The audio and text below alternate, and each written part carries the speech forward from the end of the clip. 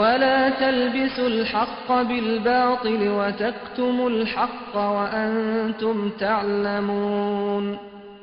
നിങ്ങൾ സത്യം അസത്യവുമായി കൂട്ടിക്കുഴക്കരുത്, അറിഞ്ഞുകൊണ്ട് സത്യം മറച്ചുവെക്കുകയും ചെയ്യരുത്. അതാണ് നമ്മൾ തലശ്ശേരി വെച്ച് ഇപ്പോൾ കണ്ടിട്ടുള്ളത്.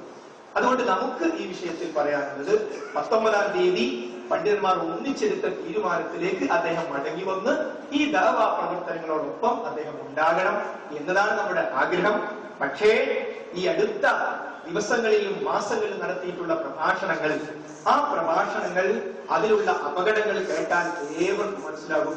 ഖുർആനിന്റെ ഹദീസിന്റെ ദുർവ്യാഖ്യാനം വരെ ബഹുമാനായ സലാഹിന്റെ അടുത്ത് വന്നു എന്നത് അബൂബക്കർ സലഫിയുടെ തെളിവ് സഹിതം ഇൻഷാഅല്ലാഹ് വിശദീകരിക്കും.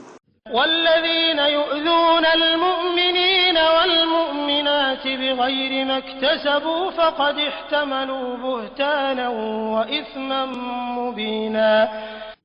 സത്യവിശ്വാസികളായ പുരുഷന്മാരെയും സ്ത്രീകളെയും അവർ തെറ്റായ യാതൊന്നും ചെയ്യാതിരിക്കെ ശല്യപ്പെടുത്തുന്നവരാരോ അവർ അപവാദവും പ്രത്യക്ഷമായ പാപവും പേറിയിരിക്കയാണ്.